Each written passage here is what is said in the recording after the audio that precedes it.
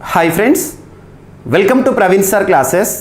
ఈ వీడియోలో మనం రానున్న రోజుల్లో పోటీ పరీక్షలను దృష్టిలో ఉంచుకొని ఏ పోటీ పరీక్షన కానివ్వండి, ఏ స్థాయి పోటీ పరీక్షన కానివ్వండి, తెలంగాణ, ఆంధ్రప్రదేశ్ మరియు జాతీయ స్థాయిలో జరగనున్న పోటీ పరీక్షలను దృష్టిలో ఉంచుకొని పోటీ పరీక్షల కోణంలో కొన్ని ప్రముఖ నిర్మాణాలపైన క్వశ్చన్స్ అడిగే ఆస్కారం ఉంది, అవకాశాలు ఉన్నాయి.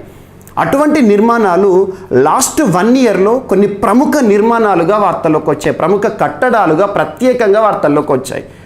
వాటన్నిటినీ కూడా ఈ వీడియో ద్వారా మీకు అందించే ప్రయత్నం చేస్తాను. వాటికి సంబంధించిన సమాచారం ఏదైతే ఉంటుందో కొంత మెమరీ బేస్డ్ ఇన్ఫర్మేషన్ గుర్తుంచుకోవాల్సి ఉంటుంది. ఇక్కడ ఎక్కువగా కొన్ని ఫ్యాక్ట్స్ ఉంటాయి, కొన్ని స్టాట్స్ ఉంటాయి, అవన్నీ కూడా మనం చూడాలి. సో ఇక్కడ ఆ నిర్మాణాలను గనక మనం పరిశీలిస్తే మే 28వ తేదీ, మే 28th 2023 అంటే ఈ సంవత్సరం లాస్ట్ ఇంకా 1 వీక్ కూడా కాలేదు.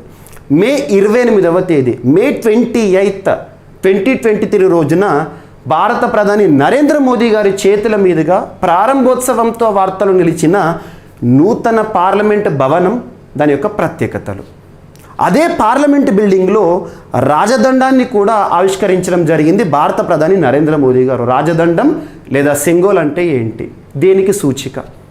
మరియు అదే పార్లమెంట్ భవనం నిర్మాణ దశలో ఉన్నప్పుడే లాస్ట్ ఇయర్ 2022 సంవత్సరం జూలై 12వ తేదీన కొంత వివాదాస్పదమైన మన national emblem, so national emblem యొక్క ప్రత్యేకత ఏంటి, సూచికలు, మరియు దాంతోపాటు దేశవ్యాప్తంగా జరగనున్న ఏ పోటీ పరీక్ష తీసుకున్నా, ఏ స్థాయి పోటీ పరీక్ష తీసుకున్నా ఈసారి డాక్టర్ బిఆర్ అంబేద్కర్ గారి పైన క్వశ్చన్ లేకుండా క్వశ్చన్ పేపర్ ఉండదు. సో డాక్టర్ బిఆర్ అంబేద్కర్ గారికి సంబంధించి ఏదో ఒక సమాచారం ఏదో ఒక రూపంలో తరచు వార్తల్లోకి వస్తుంది. అందులో ముఖ్యం తెలంగాణ రాష్ట్రానికి సంబంధించి ఏప్రిల్ 14th 2023 రోజున తెలంగాణ రాష్ట్ర ప్రభుత్వం ప్రతిష్టాత్మకంగా నిర్మించి ఆవిష్కరించిన లేదా ప్రారంభించిన డాక్టర్ బిఆర్ అంబేద్కర్ గారి విగ్రహం 132nd బర్త్ యానివర్సరీ రోజున వార్తల్లోకి వచ్చింది. ఈ విగ్రహం యొక్క ప్రత్యేకతలు ఏంటి, రూపశిల్పి ఎవరు, ఇవన్నీ ప్రత్యేకతలు చూద్దాము. అండ్ లాస్ట్ వచ్చేసేసి తెలంగాణ రాష్ట్రానికి సంబంధించి ప్రస్తుతం దేశంలోనే, భారతదేశంలోనే ఒక ప్రతిష్టాత్మక సచివాలయంగా పేరొందిన తెలంగాణ రాష్ట్ర సచివాలయం, ఈ తెలంగాణ రాష్ట్ర సచివాలయం యొక్క నిర్మాణము, ప్రత్యేకతలు, దానికి సంబంధించిన స్ఫూర్తి, ఏ కట్టడాలను ఆధారంగా తీసుకొని నిర్మించారు, అవన్నీ కూడా మనం ఈ వీడియో ద్వారా, ఈ సింగిల్ వీడియో ద్వారా మీకు సంపూర్ణ సమాచారం అందించే ప్రయత్నం చేస్తాను. అభ్యర్థులందరూ కూడా వీడియోని చివరి వరకు చూడండి. ఈ వీడియో కనుక మీకు నచ్చినట్లయితే లైక్ చేయండి, మీ ఫ్రెండ్స్ అందరికీ ఈ వీడియో లింక్ని షేర్ చేయండి. మన ఛానల్ని మొదటిసారిగా చూస్తున్న వారు అందరూ సబ్స్క్రైబ్ చేసుకోండి, లేదా ఇప్పటికే వీడియోలు చూస్తున్న వారు ఎవరైతే ఉంటారో ఈరోజే ఛానల్ సబ్స్క్రైబ్ చేసుకోండి. రానున్న రోజుల్లో మరింత యూస్ఫుల్ ఇన్ఫర్మేషన్ని, కంటెంట్ ఇన్ఫర్మేషన్ని మీ ముందుకు తీసుకొస్తాను. సో ఇక్కడ మనం డైరెక్ట్గా టాపిక్లోకి ఎంటర్ అవుదాం. సో ఫస్ట్ నూతన పార్లమెంట్ భవనం విశేషాలు చూద్దాం. నూతన పార్లమెంట్ భవనం నిర్మాణము, అసలు ప్రత్యేకతలు. డైరెక్ట్గా టాపిక్లోకి వెళ్ళకండి. పార్లమెంట్ మన రాజ్యాంగంలో పేర్కొనబడిన అంశం, చట్టసభ అంటాం పార్లమెంట్. అటువంటి పార్లమెంట్కి సంబంధించి మన భారత రాజ్యాంగం దేశంలోనే అత్యున్నత చట్టం, the supreme law of the land. అటువంటి రాజ్యాంగంలో 5వ భాగం, పార్ట్ 5 ఆఫ్ ఇండియన్ కాన్స్టిట్యూషన్, 5వ భాగంలో 79వ ఆర్టికల్, 79th ఆర్టికల్ ఏం పేర్కొంటుందంటే పార్లమెంట్ నిర్మాణం గురించి పేర్కొంటుంది. కంపోజిషన్ ఆఫ్ పార్లమెంట్, పార్లమెంట్ అంటే ఏందో తెలుపుతుంది. పార్లమెంట్ అనగా ఏంటి, రాష్ట్రపతి, ఎగువ సభ, దిగువ సభ, లేదా రాష్ట్రపతి, రాజ్యసభ, లోక్సభ. గుర్తుంచుకోండి, పార్లమెంట్కి సంబంధించి ఆర్టికల్ 79 నుండి మీరు నేర్చుకోవడం జరుగుతుంది. అటువంటి పార్లమెంట్కి సంబంధించి ఇప్పటి వరకు ఉన్న పార్లమెంట్ బిల్డింగ్ ఏదైతే ఉంటుందో, వృత్తాకారంలో ఉన్న పార్లమెంట్ బిల్డింగ్, దాని పక్కనే నూతన భవనం అనేది రావడం జరిగింది, త్రిభుజాకారంలోకి రావడం జరిగింది. మరి అటువంటి పార్లమెంట్కి సంబంధించి నిర్మించిన సంస్థ ఏంటి, ప్రత్యేకతలు ఏంటి, ఇవన్నీ కూడా ఫ్యాక్ట్స్, ఎక్కువగా గుర్తుంచుకునే అంశాలు మీకు స్లైడ్స్ చూపిస్తూ నేను ఇక్కడ చెప్తాను. సో నూతన పార్లమెంట్ భవనం విశేషాలను గనక అబ్జర్వ్ చేస్తే, నూతన పార్లమెంట్ భవనంని సెంట్రల్ విస్టా రీడెవలప్మెంట్ ప్రాజెక్ట్లో భాగంగా నిర్మించారు. సెంట్రల్ విస్టా రీడెవలప్మెంట్ ప్రాజెక్ట్, ఇక్కడ ఎగ్జామినేషన్ కోణంలో గనక చూస్తే ఈ సెంటెన్స్ గుర్తుంచుకోండి. నూతన పార్లమెంట్ భవనం నిర్మాణం పూర్తయిపోయింది. సెంట్రల్ విస్టా అని గుర్తుంచుకోండి. మరి ఈ పార్లమెంట్ బిల్డింగ్ కట్టడానికి భూమి పూజ అంటారు కదా, ముగ్గు పోస్తారంటారు, భూమి పూజ అంటారు, లేదా అక్కడ ఇనాగ్రేషన్కి సంబంధించి పనులు ప్రారంభించడం అన్నట్టు. సో శంకుస్థాపన ఏ రోజున జరిగింది అంటే 2020 డిసెంబర్ 10th 2020 సంవత్సరం డిసెంబర్ 10వ తేదీన ప్రస్తుత భారత ప్రధాని నరేంద్ర మోదీ గారు నూతన పార్లమెంట్ బిల్డింగ్కి సంబంధించి శంకుస్థాపన చేయడం జరిగింది.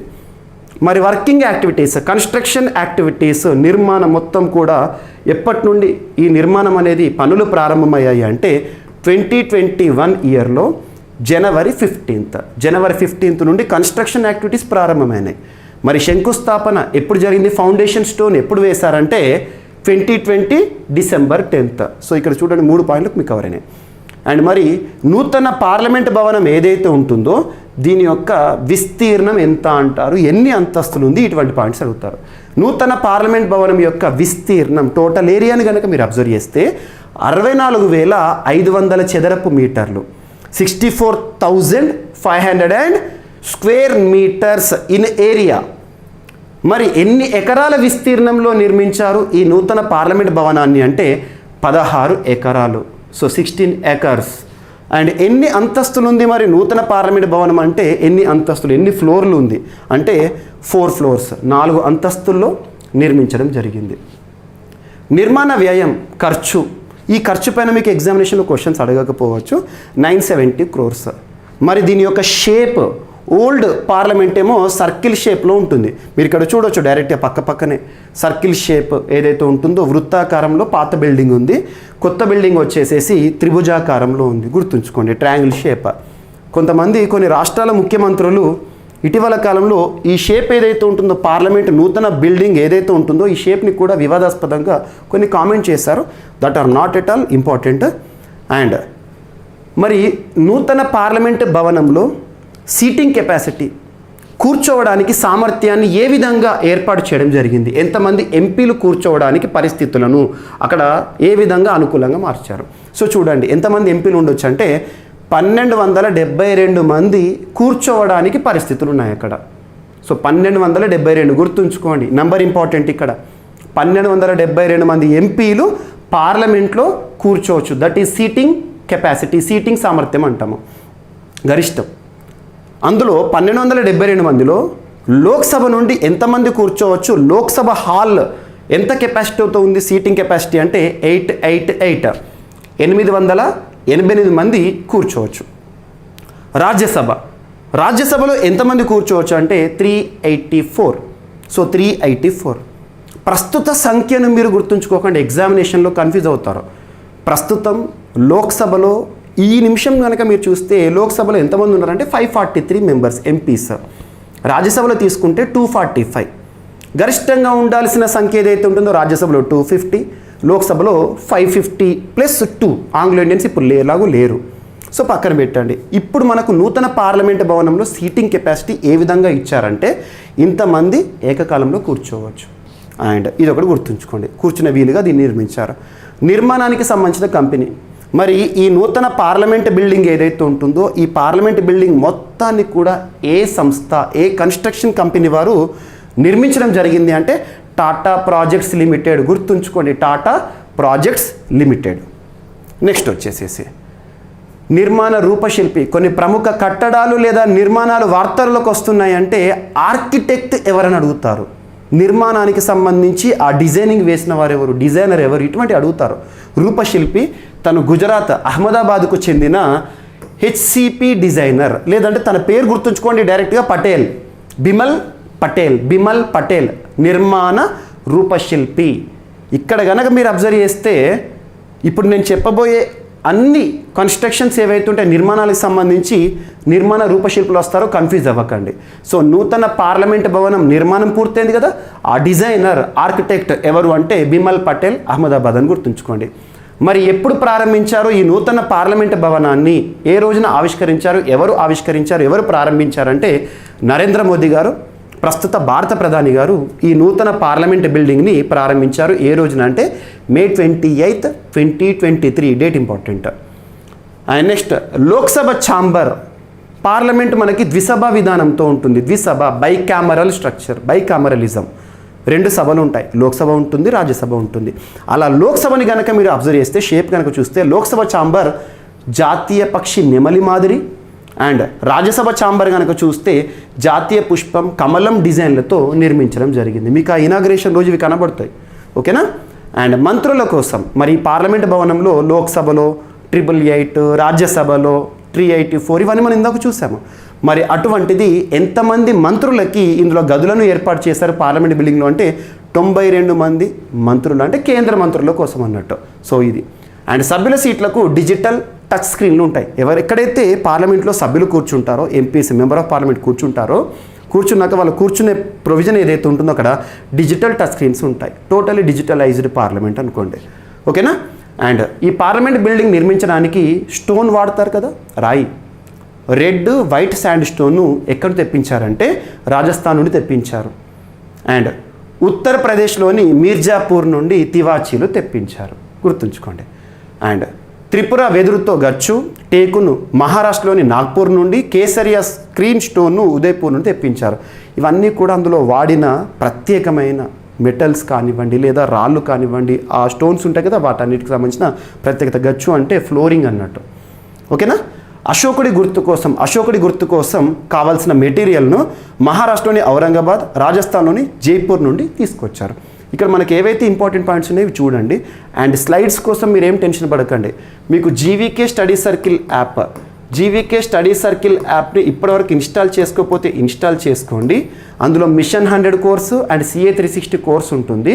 అందులో దీనికి సంబంధించి ఈరోజు ఇప్పుడు నేను డిస్కస్ చేస్తున్న టోటల్ స్లైడ్స్ని మీకు మొత్తం కూడా PDF రూపంలో ప్రొవైడ్ చేస్తాను, చూడండి ఇక్కడ, ఓకేనా. అండ్ నెక్స్ట్, చరిత్ర పుటల్లో పార్లమెంట్. మరి పార్లమెంట్ యొక్క చరిత్రను కనుక అబ్జర్వ్ చేస్తే ఓల్డ్ పార్లమెంట్ ఉంటుంది కదా, మనకి ఏదైతే ఉంటుందో వృత్తాకారంలో ఉన్న పార్లమెంట్. ఇప్పటి వరకు పార్లమెంట్ సమావేశాలు ఎన్నో చట్టాలను రూపొందించిన చట్టసభ.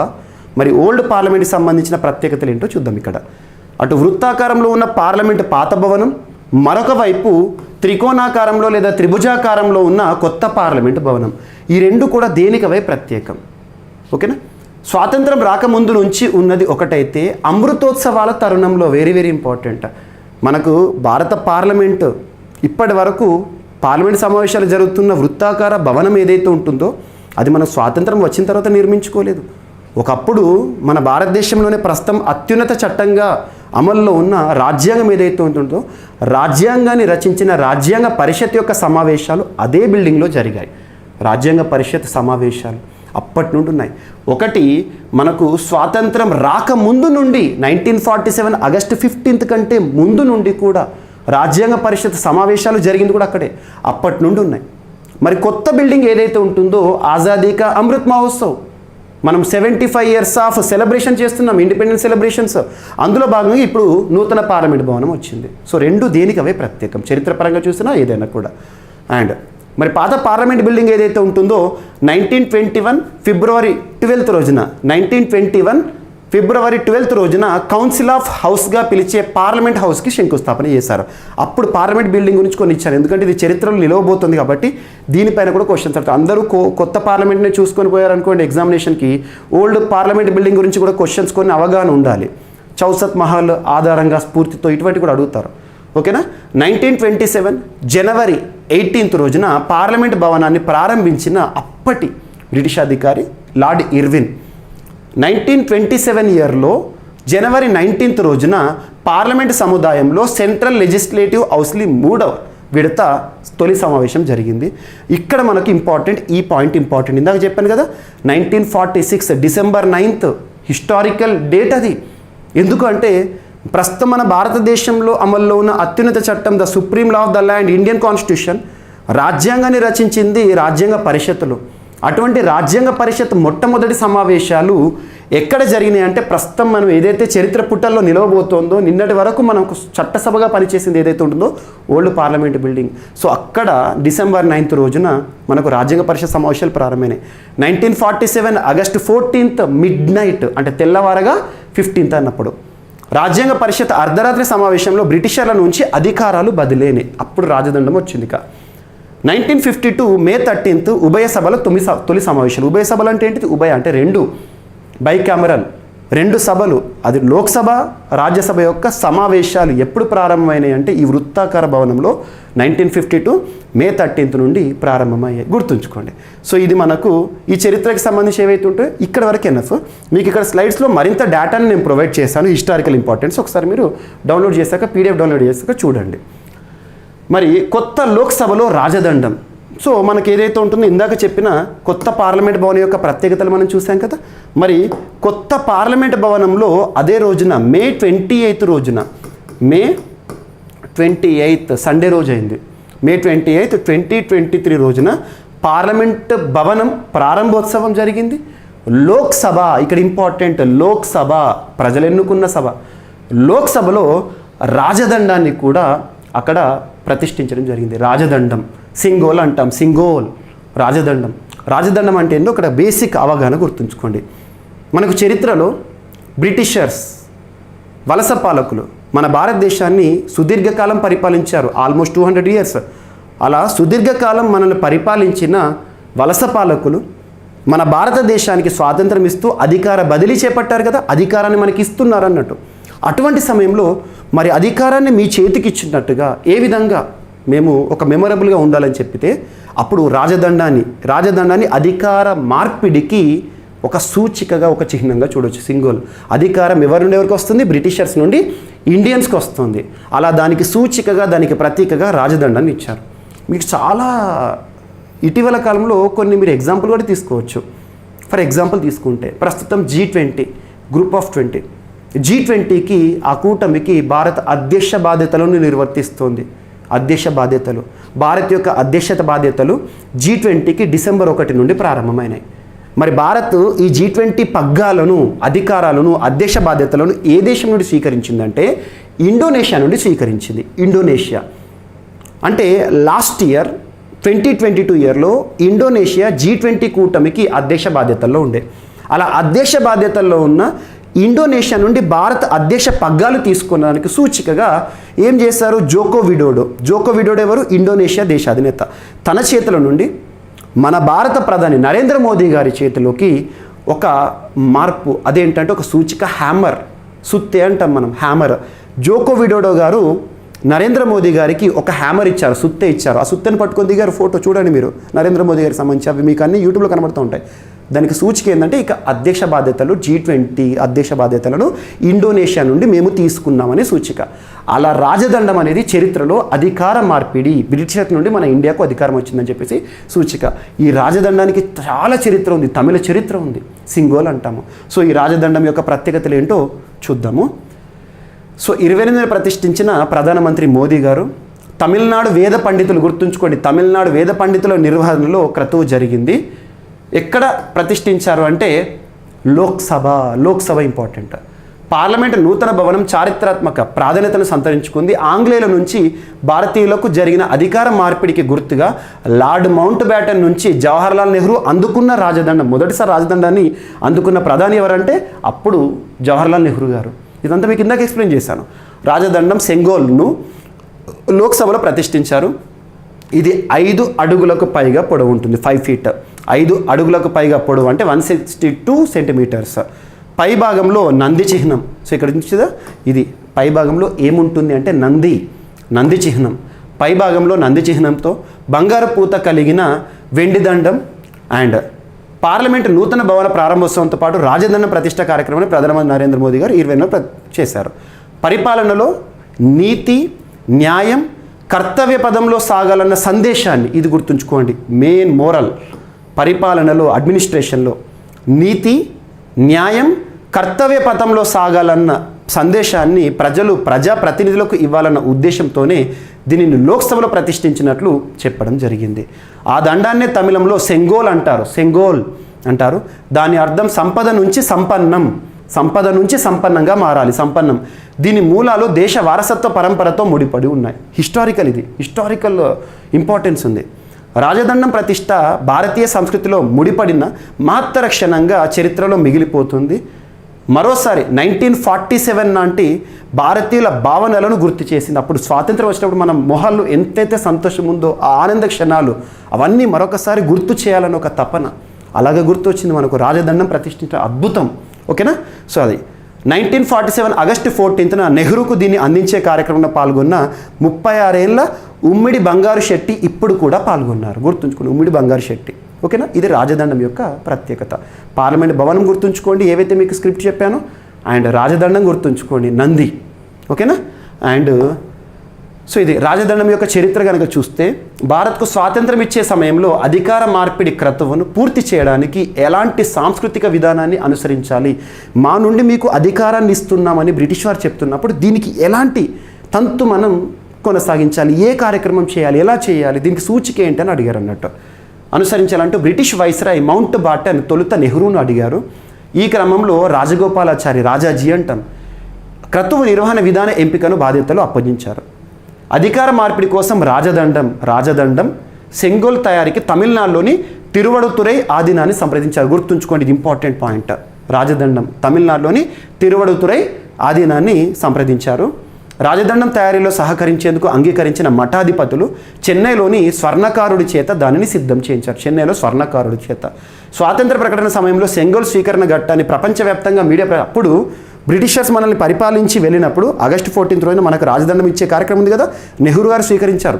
ఆ తీసుకునే ఫోటో ఏదైతే ఉంటుందో ప్రపంచవ్యాప్తంగా అప్పుడు మీడియా చాలా తక్కువ, అప్పుడు ఉండే న్యూస్ పేపర్స్ కానీ ప్రపంచవ్యాప్తంగా కూడా దీన్ని ఒక శీర్షికగా ప్రచురించారు. పేపర్లు కూడా వచ్చింది అప్పుడు ప్రపంచవ్యాప్తంగా.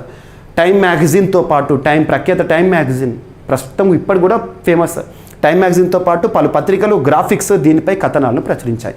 ఇది రాజదండం. ఈసారి రాజదండం పైన కూడా క్వశ్చన్ రావచ్చు ఎగ్జామినేషన్లో. తమిళనాడు, సింగోలు, ఇవి గుర్తుంచుకోండి. మొదటిసారి ఎవరు రాజదండం స్వీకరించారు, ఎవరు సలహా ఇచ్చారు, ఇవన్నీ కూడా ఇంపార్టెంట్. అండ్ నెక్స్ట్ ఇక్కడ మీకు ఫస్ట్ చూపిస్తాను. సో ఇక్కడ మీరు అబ్జర్వ్ చేస్తే నేషనల్ ఎంబ్లమ్ అంటాం, జాతీయ చిహ్నం. జాతీయ చిహ్నాలపైన క్వశ్చన్స్ అడుగుతారు. 4 సింహాలతో కూడిన నేషనల్ ఎంబ్లమ్.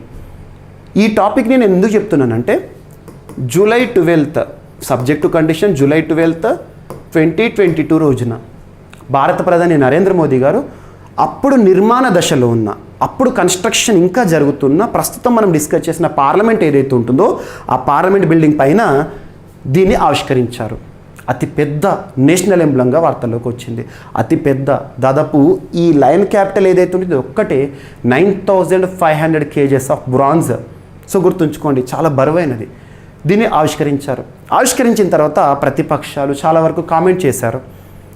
ఇప్పటి వరకు సింహాలను చూస్తే శాంతిమూర్తులుగా, ప్రశాంతమైన చిత్తంతో ఉన్నట్లుగా కనిపించేవి. అలాంటిది నరేంద్ర మోదీ గారు ఆవిష్కరించిన పార్లమెంటు నూతన భవనం వద్ద ఆవిష్కరించిన ఈ సింహాలను చూస్తే భయాందోళనగా ఉన్నాయి, భయంకరంగా ఉన్నాయి. అవి చాలా దృఢంగా ఎలా చూసినా కూడా వాటిని చూస్తేనే చాలా భయంకరంగా ఉన్నాయని చెప్పేసి ప్రతిపక్షాలు ఒక 2-3 మాటలు ఎక్కువనే వాడారు. అటువంటి సమయంలో ప్రస్తుత అధికార పక్షానికి సంబంధించిన వారు కూడా చెప్పారు, ఈ లయన్ ఏదైతే ఉంటుందో లయన్కి అడ్జెక్టివ్ మనం వాడాలి. రోరింగ్ లయన్, గర్జించే సింహం. సింహం అంటే గర్జించాలి. ప్రస్తుత భారత ఆర్థిక వ్యవస్థ కూడా గర్జించే దశలోకి వచ్చింది. అలా ఆర్థిక వ్యవస్థని తీసుకున్న ప్రస్తుత భారతదేశానికి అనువుగా ఈ చిహ్నం ఉంటుంది అని చెప్పారు. బట్ కాంట్రవర్సీస్ అనేవి మనకి ఎగ్జామ్లో పక్కన పెట్టండి. కాంట్రవర్సీ నుండి వార్తలోకి వచ్చింది కాబట్టి దీనిపైన క్వశ్చన్స్ అడుగుతారు. సో ఇక్కడ చూడండి, మనకి ఇప్పుడు ఇది నేషనల్ ఎంబ్లమ్ కాంట్రవర్సీ అయింది కాబట్టి లాస్ట్ ఇయర్ ఆ సింహాలు ఇక్కడ చూడండి సైలెంట్గా పీస్ఫుల్గా ఉంటాయి, మౌనమునిలా ఉంటాయి. ఇక్కడ చూస్తే గర్జించే సింహంలో ఉన్నాయి. సో అటువంటి ఈ నేషనల్ ఎంబ్లమ్కి సంబంధించి ఎగ్జామినేషన్ అడగడానికి ఆస్కారం ఏంటంటే, మరి దీన్ని ఎక్కడి నుండి మనం గ్రహించామంటే సారనాథ్ శాసనం, సారనాథ్ స్తూపం. సో ఇక్కడ దీన్ని అబ్జర్వ్ చేస్తే 4 సింహాలు ఉన్నాయి కదా, చూడండి ఆ 4 సింహాలు దేనికి సూచిక, దేన్ని ప్రతిబింబిస్తాయి అంటే సింబలైజింగ్ పవర్, శక్తి, కరేజ్, ధైర్యం, కాన్ఫిడెన్స్, నమ్మకం, అండ్ ప్రైడ్, మన యొక్క గర్వకారణం. అటువంటిది ఈ 4 సింహాలు ఉంటాయి. ఓకే, మరి ఈ నేషనల్ ఎంబ్లమ్ అబ్జర్వ్ చేస్తే 24 స్పోక్స్తో కూడిన ధర్మచక్రం ఉంటుంది. ధర్మచక్రం, అశోక ధర్మచక్రం అంటాం. సో బుద్ధిస్ట్కి సంబంధించి symbol of Buddhist Dharmachakra, 24 spokes ఉంటాయి. ఇది ఒకటి గుర్తుంచి, ఈ నిర్మాణం పైన క్వశ్చన్స్ అడుగుతారు. నెక్స్ట్, మరి ఈ నేషనల్ ఎంబ్లంలో ఇంకా ఏమేమి జంతువులు ఉంటాయంటే ఒకటి బుల్ ఉంటుంది, 2 హార్స్ ఉంటుంది. ఇది చాలామంది పొరపాటు పడతారు ఎగ్జామినేషన్లో. ఎన్ని జంతువులు ఉంటాయి ఈ నేషనల్ ఎంబ్లంలో అడుగుతారు. లయన్స్ 4 ప్లస్ బుల్ ఉంటుంది, హార్స్ ఉంటుంది. ఇవి దేనికి సూచికలు అంటారు? బుల్ వచ్చేసి హార్డ్ వర్క్ కష్టం. హార్స్ వచ్చేసి loyalty, speed and energy. Next లాస్ట్కి వచ్చేసేసి ముండకోపనిషత్తు. మనకు ఉపనిషత్తులు ఉంటాయి కదా, మీరు వేదిక్ లిటరేచర్ గురించి నేర్చుకున్నప్పుడు, ఆర్యన్ సివిలైజేషన్ గురించి హిస్టరీలో నేర్చుకున్నప్పుడు ఉపనిషత్తులో ముండకోపనిషత్తు నేర్చుకుంటారు. ముండకోపనిషత్తు ఏదైతే ఉంటుందో అక్కడి నుండి మనం స్వీకరించిన సత్యమేవ జయతే, దేవనాగరి లిపిలో ఉన్న సత్యమేవ జయతే, ఇదంతా కూడా ఈసారి ఎగ్జామ్లో రావచ్చు. లాస్ట్ ఇయర్ కాంట్రవర్సీ అయింది కాబట్టి ఈసారి దీనిపైన ఎగ్జామినేషన్లో క్వశ్చన్ వచ్చే అవకాశం ఉంది, గుర్తుంచుకోండి. సో ఇది మనకు నూతన పార్లమెంట్ భవనం సందర్భంగా ఆవిష్కరించింది ఏదైతే ఉంటుందో అప్పుడు వివాదాస్పదమైంది. మొత్తం కనుక చూస్తే ఈ ఫ్లోర్ ఏదైతే ఉందో, ఈ సీటింగ్ కెపాసిటీ ఇది ఏదైతే ఉందో, ఈ లయన్ క్యాపిటల్ కూర్చున్న ఏదైతే ఉంటుందో, సీట్ ఏదైతే ఉంటుందో అదంతా కలిపితే 16,000 కిలోల బరువు, అతి పెద్దది ఇది. అండ్ 9,500 kg వెయిట్ ఏదైతే ఉంటుందో ఈ సింహాలు. సో ఇవి జస్ట్ చూడండి, దీనిపైన కంటే కాంట్రవర్సీ పైన క్వశ్చన్ అడగవచ్చు. ఓకేనా? అండ్ నెక్స్ట్, సో ఇది ఒకటి ఇంపార్టెంట్. ఇప్పటికి మనం 3 అయిపోయినాయి: parliament, రాజదండము, lion capital.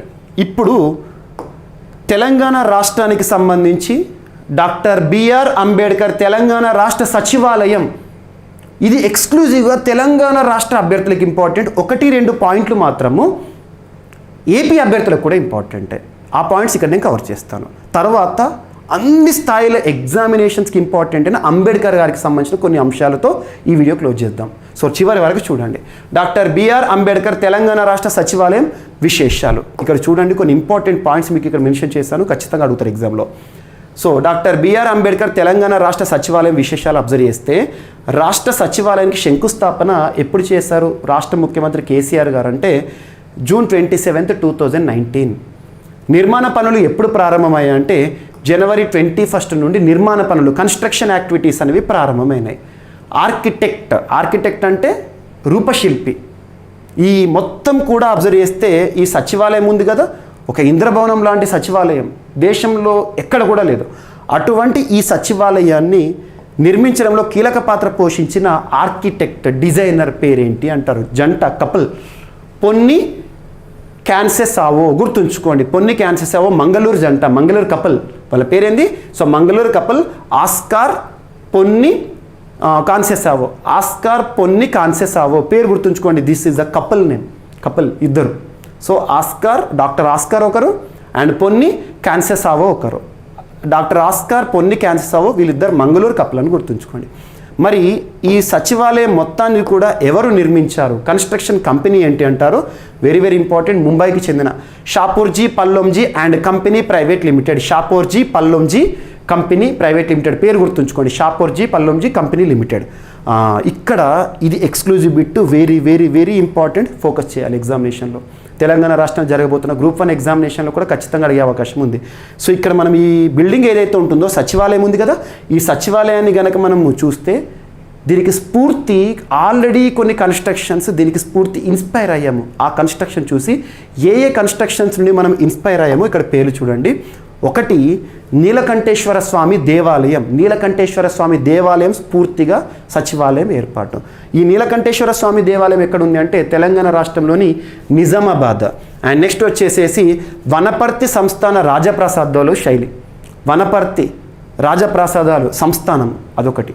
Next third వచ్చేసి సాలంగపూర్ హనుమాన్ ఆలయం దేవాలయం గుజరాత్. ఈ 3 ఖచ్చితంగా గుర్తుంచుకోండి. ఇన్స్పిరేషన్స్ ఫర్ న్యూ సెక్రటేరియట్ అంటే ఈ నిర్మాణాలను మనం చూసి ఇన్స్పైర్ అయ్యాము. ఇన్స్పైర్ అయ్యేసి అందులోని ఏదో ఒక ఆధారంగా మనము ఇక్కడ డిజైనింగ్ అనేది చేయడం జరిగింది. ఇది ఒకటి ఇంపార్టెంట్. మరి నిర్మాణ శైలి చూస్తే ఇక్కడ చూడండి, కొంతమంది కాంట్రవర్సీ కూడా చేశారు, కాంట్రవర్సీ అయింది. సో ఇస్లాం కల్చర్ అని చెప్పేసేసి ఆ డోమ్స్ ఇవన్నీ కూడా ఇది గనక అబ్జర్వ్ చేస్తే మొత్తం నిర్మాణ శైలి ఏ విధంగా ఉంటుందంటే Indo Islamic culture, Indo Islamic శైలిలో నిర్మించారు. ఇండో ఇస్లామిక్ శైలి. నెక్స్ట్ నిర్మాణానికి ఉపయోగించిన రెడ్ శాండ్ స్టోన్ ఉంటుంది కదా, ఎర్ర రాయి ఉంటుంది కదా, దాన్ని రాజస్థాన్లోని ధోల్పూర్ నుండి స్వీకరించాము. సచివాలయానికి అంబేద్కర్ గారి పేరు పెట్టారు. తెలంగాణ రాష్ట్ర ప్రభుత్వం ప్రత్యేకంగా సచివాలయానికి డాక్టర్ బిఆర్ అంబేద్కర్ గారి పేరు పెట్టారు. అది ఏ రోజున అంటే ప్రత్యేక జీవో తీశారు 15 సెప్టెంబర్ 2022 రోజున 15th సెప్టెంబర్ 2022 రోజున నూతన సచివాలయం ఏదైతుందో అంబేద్కర్ గారి పేరుని సూచించడం జరిగింది. జీవో కూడా రిలీజ్ చేశారు, గుర్తుంచుకోండి, 2022 September 15th. And Indian green building council నుండి గోల్డ్ రేటింగ్ పొందిన దేశంలోని ఏకైక సచివాలయం. కాబట్టి ఈ బిట్ ఏపీ అభ్యర్థులు కూడా గుర్తుంచుకోవాలి. ఇండియన్ గ్రీన్ బిల్డింగ్ కౌన్సిల్ నుండి గోల్డ్ రేటింగ్ పొందిన దేశంలోని ఏకైక సచివాలయం ప్రస్తుత తెలంగాణ రాష్ట్ర బిఆర్ అంబేద్కర్ తెలంగాణ రాష్ట్ర సచివాలయం. మరి మొత్తం విస్తీర్ణం 28 ఎకర్స్ ఉంది, 28 ఎకరాల్లో నిర్మించారు. భవనం నిర్మించిన ప్రాంతం 2.5 acres. Central court yard lawn ఏదైతే ఉంటుందో ఇదంతా కూడా భవనం నిర్మించిన ప్రాంతం అంటే ఓన్లీ కన్స్ట్రక్షన్ ఏరియా, ఈ లాన్ ఏరియా ఇదంతా ఉంటుందో ఓపెన్ ఏరియా అంతా కలిపితే 28 ఎకర్స్. ఆ లాన్ ఏరియా ఏదైతే ఉంటుందో 2.2 ఎకర్స్. ప్రధాన భవన కాంప్లెక్స్ బిల్డప్ ఏరియా 8,58,530 అడుగులు. మొత్తం ఎత్తు వచ్చేసేసి ఈ మొత్తం సెక్రటేరియట్ యొక్క హైట్ ఉంటుంది కదా, ఆ హైట్ ఇక్కడ మెన్షన్ చేయడం జరిగింది 265 ఫీట్స్. మరి మొత్తం డోమ్ అంటే ఏంటి, ఇవి డోమ్స్ ఇవి ఉంటాయి కదా, ఇవన్నీ డోమ్స్. ఈ మొత్తం డోమ్స్ ఎన్ని అంటే 34 డోమ్లు, 34 డోమ్స్ అనేవి ముఖ్యంగా ఇస్లాంకి సూచిక. మరి ఇందులో పెద్ద డోమ్స్ ఉంటాయి కదా, bigger size domes, 2 bigger size domes గుర్తుంచుకోండి, ఓకేనా. అండ్ నెక్స్ట్ ఈ ఆర్టికల్ ఏదైతే ఉందో మీకు ఇక్కడ ఈ బాక్స్లో ఇక్కడ పేర్కొన్నది ఏదైతే ఉంటుందో మీకు తెలంగాణ రాష్ట్రానికి సంబంధించి రాష్ట్ర ప్రభుత్వం విడుదల చేసే తెలంగాణ మ్యాగజిన్ ఉంటుంది, తెలంగాణ మంత్లీ మ్యాగజిన్ ఉంటుంది, అందులో నుండి స్వీకరించాను. మీకు ఎక్కువగా తెలంగాణ రాష్ట్ర అంశాలను నేను ఎప్పుడైనా డిస్కస్ చేయాలంటే అఫీషియల్ అక్కడ నుండి స్వీకరిస్తాను. సో చూడండి తెలంగాణ మ్యాగజిన్. సో ఈ సచివాలయం యొక్క నిర్మాణం ఏదైతే ఉందో ఇక్కడ చూడండి, ఇందులో అందరు మంత్రులకు సంబంధించి ప్రత్యేక క్యాబిన్లు. అండ్ ఇక్కడ ఇంకొక క్వశ్చన్ అడగవచ్చు, మరి తెలంగాణ రాష్ట్ర ముఖ్యమంత్రికి సంబంధించిన క్యాబిన్ ఉంటుంది కదా, ప్రత్యేకంగా ముఖ్యమంత్రి క్యాబిన్ అంటాం, చీఫ్ మినిస్టర్ క్యాబిన్. దానికి ఏం పేరు పెట్టారంటే జనహిత, గుర్తుంచుకోండి, జనహిత అనేది సీఎం ఛాంబర్ ఇందులో సెక్రటేరియట్లో, ఓకేనా. సో ఇక్కడ మీకు ప్రత్యేకతలు చూడండి, ఇది అఫీషియల్ డేటా, ఇందులో ఏ ఒక్క మిస్టేక్ లేదు, ఎందుకంటే అఫీషియల్గా తెలంగాణ మ్యాగజిన్ తీసుకున్నాను. ప్రాంగణ విస్తీర్ణం వచ్చేసి 28 ఎకర్స్, భవన విస్తీర్ణం 10.52 లక్షల అడుగులు. అండ్ నెక్స్ట్ వచ్చేసేసి భవనం ఎత్తు వచ్చేసి 265 ఫీట్స్. అండ్ అంతస్తులు వచ్చేసి 8 అంతస్తులు. పచ్చదనం వచ్చేసి 8 ఎకరాలు. ప్రధాన భవన పరిసరాలు 6 ఎకరాలు, లోపల 2 ఎకరాలు. విద్యుత్ వచ్చేసి 2200 కేవీఏ. అండ్ నెక్స్ట్ జనరేటర్స్ 3, ఒక్కొక్కటి 500 కేవీఏ సామర్థ్యం. నీటి సామర్థ్యం రోజుకి 125 కిలోలీటర్స్. అండ్ నెక్స్ట్ భూగర్భ నీటి నిల్వ సంప ఏదైతే ఉంటుందో 565 కిలోలీటర్స్. అండ్ ఉపయోగించిన నిర్మాణ సామాగ్రి ఉక్కు 7,000 టన్స్, సిమెంట్ 35,000 టన్స్, ఇసుక 26,000 టన్స్, కాంక్రీట్ 60,000 వేల క్యూబిక్ మీటర్లు, ఇటుకలు 11 లక్షల ఇటుకలు, గ్రానైట్ 3 లక్షల చదరపు అడుగులు, మార్బుల్ 1 లక్ష చదరపు అడుగులు, ధోల్పూర్ రెడ్ స్టోన్ 3,500 ఘనపుట అడుగులు. And at the same time కలప 7,500 ఘనపుట అడుగులు. పనిచేసిన కార్మికులు 12,000 మంది 3 షిఫ్టుల్లో పనిచేస్తారు, గుర్తుంచుకోండి. అది మనకు తెలంగాణకు సంబంధించి ఇది ఏదైతే ఉంటుందో ఇదంతా మీకు ఇక్కడ స్క్రిప్ట్ ఇచ్చాను. లాస్ట్కి మీకు నేను జీవీకే స్టడీ సర్కిల్ యాప్లో వేస్తాను కదా, స్లైడ్స్ చూడండి, ఓకేనా. అండ్ లాస్ట్ అంబేద్కర్ గారు ప్రస్తుతం దేశవ్యాప్తంగా ఏ మహానుభావుని పేరు ఎక్కువగా వినిపిస్తుంది వార్తల్లో అంటే డాక్టర్ బిఆర్ అంబేద్కర్ గారి పేరు అద్భుతంగా వినిపిస్తుంది. చాలా విషయాలు, కొన్ని సందర్భాల్లో కాంట్రవర్సీస్ కూడా వినిపిస్తున్నాయి. పక్కన పెట్టండి, కాంట్రవర్సీ ఎక్కడ అంటే ఆంధ్రప్రదేశ్ రాష్ట్రంలో కోనసీమ జిల్లాకి అంబేద్కర్ గారి నామకరణం, అక్కడ కొంత కాంట్రవర్సీ వచ్చింది, that is different case. But Ambedkar గారికి సంబంధించి ఖచ్చితంగా ఈసారి ఎగ్జామినేషన్లో క్వశ్చన్స్ వస్తాయి. సో ఇక్కడ 132వ జయంతి ఉత్సవాలు ఏప్రిల్ 14th రోజున జరిగాయి. ఆ రోజున చోటు చేసుకున్న అద్భుతం తెలంగాణ రాష్ట్రంలోనే కానీ ప్రపంచంలోనే అతిపెద్ద అంబేద్కర్ గారి విగ్రహం అనేది ఆవిష్కరించడం జరిగింది తెలంగాణ రాష్ట్ర ముఖ్యమంత్రి కేసీఆర్ గారు. సో ఇక్కడ చూడండి అంబేద్కర్ గారికి సంబంధించి విగ్రహం యొక్క ప్రత్యేకతలు, నిర్మాణ రూపశిల్పి ఎవరు, ప్రతి ఒక్కటి కూడా ఇక్కడ మనం చూద్దాం. ఇవన్నీ మెమరీ బేస్డ్, గుర్తుంచుకోవాలి తప్పదు. తెలంగాణ రాష్ట్ర రాజధాని హైదరాబాద్ నగరం నడిబొడ్డున హుస్సేన్ సాగర్ తీరాన 125 అడుగుల ఎత్తులో ఏర్పాటు చేసిన భారత రాజ్యాంగ నిర్మాత డాక్టర్ బిఆర్ అంబేద్కర్ విగ్రహాన్ని ప్రకాష్ అంబేద్కర్ గారి మనవడు ప్రకాష్ అంబేద్కర్తో కలిసి తెలంగాణ రాష్ట్ర ముఖ్యమంత్రి ఆవిష్కరించారు ఏప్రిల్ 14th రోజున. విగ్రహ ఆవిష్కరణ సందర్భంగా బౌద్ధ భిక్షులు, బౌద్ధ పూజలు, అంబేద్కర్ గారి జీవితంలో బౌద్ధ మతం చాలా ఇంపార్టెంట్, బౌద్ధ భిక్షువుల ప్రత్యేక ప్రార్థనలు నిర్వహించారు. మరి అంబేద్కర్ గారి విగ్రహం ఏదైతే ఉంటుందో ఆ విగ్రహం యొక్క ప్రత్యేకతలను ఇక్కడ మనం చూద్దాం. ప్రపంచంలోనే ప్రత్యేకం కదా. సో శంకుస్థాపన, మరి విగ్రహ శంకుస్థాపన ఎప్పుడు జరిగింది అంటే శంకుస్థాపన వచ్చేసి 2016 ఏప్రిల్ 14th. అప్పుడు 125th అంబేద్కర్ బర్త్ యానివర్సరీ, ఇప్పుడు 132nd. అంచనా వ్యయం ఎస్టిమేషన్, అప్పుడు శంకుస్థాపన జరిగిన ఫౌండేషన్ స్టోన్ వేసినప్పుడు ఎంత ఎస్టిమేషన్ ఇచ్చారు, ఎంత జరుగుతుందన్నారు అంటే 146.50 crores. కన్సల్టెంట్ సంస్థ అంటే ఎవరు నిర్మించారు కన్సల్టెంట్ కానీ, డిజైన్ అసోసియేట్స్ నోయిడా యూపీకి సంబంధించిన సంస్థ డిజైన్ అసోసియేట్స్. అండ్ సాంకేతిక అనుమతి టెక్నికల్ క్లియరెన్స్ అనేది ఈ విగ్రహాన్ని నిర్మించిన టెక్నికల్ రిస్క్ చాలా ఉంటాయి, ఎందుకంటే ఎత్తైన విగ్రహం కాబట్టి రేపు ఏవియేషన్కి సంబంధించి ఏమైనా ప్రాబ్లమ్స్ రాకుండా ఇవన్నీ కూడా క్లియరెన్స్లు రావాలి. సో సాంకేతిక అనుమతి టెక్నికల్ క్లియరెన్స్ ఎప్పుడు వచ్చిందంటే 2021 జనవరి 23 రోజున. గుత్తేదారుతో ఒప్పందం 2021 జూన్ 3. గుత్తేదారు అంటే ఎవరైతే దీనికి సంబంధించిన నిర్మాణ బాధ్యత తీసుకుంటారో ఎవరంటే కేపీసీ ప్రాజెక్ట్ సంస్థ, గుర్తుంచుకోండి కేపీసీ ప్రాజెక్ట్ సంస్థ లిమిటెడ్. ఒప్పందం విలువ డీల్ ఎంత అంటే 83.69 crores. ఇప్పటి వరకు ఖర్చు ఇవన్నీ మనకు అవసరం లేదు, ఇప్పటివరకు ఖర్చులు అవసరం లేదు.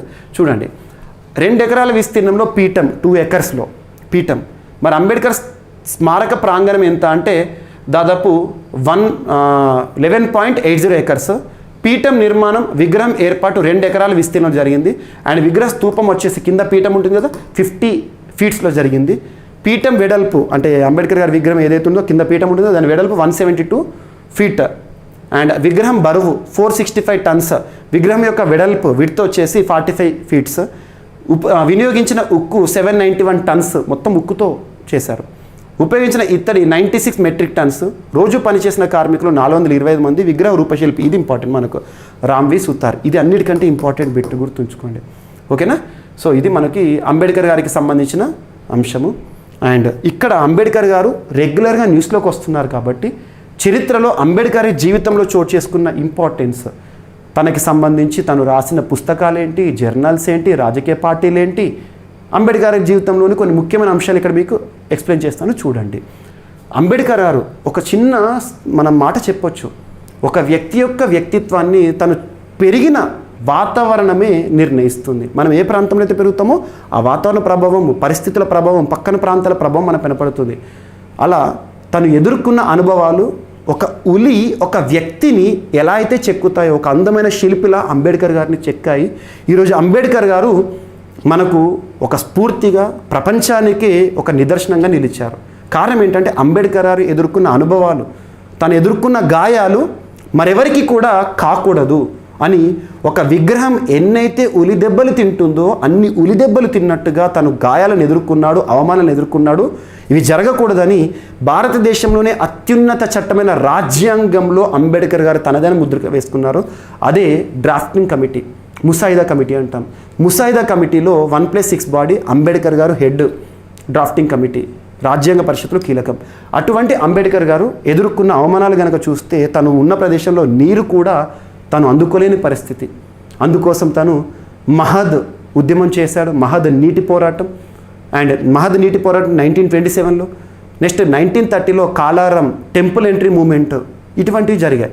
ఇక్కడ మనం చూస్తే అంబేద్కర్ గారికి సంబంధించి జీవితంలో జరిగినాయి. డాక్టర్ బిఆర్ అంబేద్కర్ మహర్ కుటుంబం, మహర్ కులంలో మొదటి గ్రాడ్యుయేట్. 1891లో మధ్యప్రదేశ్లోని ఇందోర్ దగ్గర గల మహువాలో తను జన్మించారు. అంబేద్కర్ను ఆధునిక మనువు, మోడర్న్ మనువు అంటాం, ఆధునిక మనువు. భారత రాజ్యాంగ పితామహుడు, ఫాదర్ ఆఫ్ ఇండియన్ కాన్స్టిట్యూషన్గా అంటాము. బరోడా గైక్వాడ్ సాహు మహారాజ్ అంబేద్కర్కు విద్యాపరమైన సహాయాన్ని అందించారు. అంబేద్కర్ గారికి సంబంధించి సొసైటీలో మీకు క్వశ్చన్స్ వస్తాయి. బిఆర్ అంబేద్కర్ గారు భారతీయ రూపాయి యొక్క సమస్య, the problem of Indian rupee and its origin, it's solution పై పరిశోధన చేశారు. సో తను చేసిన పరిశోధన దేనిపైన తను PhD patta పొందారంటే the problem of Indian rupee, its origin and it's solution. దీనిపైన పిహెచ్డికి సంబంధించి థీసిస్ వర్క్ ఉంటుంది. అంబేద్కర్ గారు పిహెచ్డి పొందడంలో దేనిపైన పరిశోధన చేస్తారంటే ఇది గుర్తుంచుకోవాలి. అంబేద్కర్ గారు ఇచ్చిన నినాదం ఏంటంటే ఎడ్యుకేట్, విద్యను అందించాలి, అజిటేట్, ఉద్యమం చేయాలి, ఆర్గనైజ్ చేయాలి. Educate, agitate, organise. And Ambedkar చేసిన కృషిలో చెప్పుకోదగినవి రక్షిత విచేచన లేదా రిజర్వేషన్స్. సో ప్రొటెక్టివ్ డిస్క్రిమినేషన్స్ అంటాం, ప్రొటెక్టివ్ డిస్క్రిమినేషన్, రక్షిత వివక్ష అంటాం. మనకు రాజ్యాంగంలో కూడా ప్రొటెక్టివ్ డిస్క్రిమినేషన్స్ మనకు కనబడుతూ ఉంటాయి. సో రిజర్వేషన్స్ అంబేద్కర్ గారి ఆలోచన. అండ్ అస్పృశ్యత నిర్మూలన, ఆర్టికల్ 17, అబాలిషన్ ఆఫ్ అన్టచబిలిటీ, ఇవన్నీ కూడా. అండ్ నెక్స్ట్ చూస్తే డాక్టర్ బిఆర్ అంబేద్కర్ గారు స్థాపించిన సంస్థలు కనుక మీరు అబ్జర్వ్ చేస్తే బహిష్కృత హితకారిణి సభ ఏ సంవత్సరం అంటారు? 1924. డైరెక్ట్ పాయింట్ చూడండి, మీరు మీ కన్సర్న్ సబ్జెక్ట్లో వీటికి సంబంధించిన ఇన్ డీటెయిల్స్ కూడా చూస్తారు. ఎందుకంటే ఇది మీకు ఎటే క్లాస్లో మీకు ఇన్ఫర్మేషన్ ఇస్తున్నాను కాబట్టి ఇక్కడ వీటికి సంబంధించి ఇవి చేసిన ఉద్యమాలు అవన్నీ కూడా మీకు హిస్టరీలో కానీ సొసైటీలో కానీ నేర్చుకుంటారు. బహిష్కృత Hitakarini Sabha 1924 and Samata Sangh 1927, all India SC federation schedule caste federation ఏ సంవత్సరం అంటే 1942, people's education society 1945. And Ambedkar garu స్థాపించిన రాజకీయ పార్టీలు ఏంటి, ఏ రాజకీయ పార్టీలతో సంబంధం ఉందంటే ఇండిపెండెంట్ లేబర్ పార్టీ 1936లో, రిపబ్లికన్ పార్టీ 1956లో. యాక్చువల్గా అంబేద్కర్ గారు మరణించిన తర్వాత ఈ పార్టీ వచ్చింది. Indian depressed classes federation, all India scheduled caste federation. And journals, Ambedkar garu రాసిన ప్రముఖ జర్నల్స్ ఏంటి, పత్రికలు ఏంటి అవి అడుగుతారు. మూకా నాయక్ అంటాం లేదా మూక్ నాయక్ అంటాం 1919లో, బహిష్కృత భారత్ 1927లో, జనతా పత్రిక 1930లో. లాస్ట్ అంబేద్కర్ గారు రాసిన పుస్తకాలు ఏంటి, తను చాలా పుస్తకాలు రాశారు, ఒక గొప్ప రచయిత, scholar. The untouchables, Buddha and his Dhamma, what Congress and Gandhi have done to untouchables. అసలు కాంగ్రెస్ మరియు గాంధీజీ ఈ దళితులకు ఏం చేశారు అని చెప్పేసి.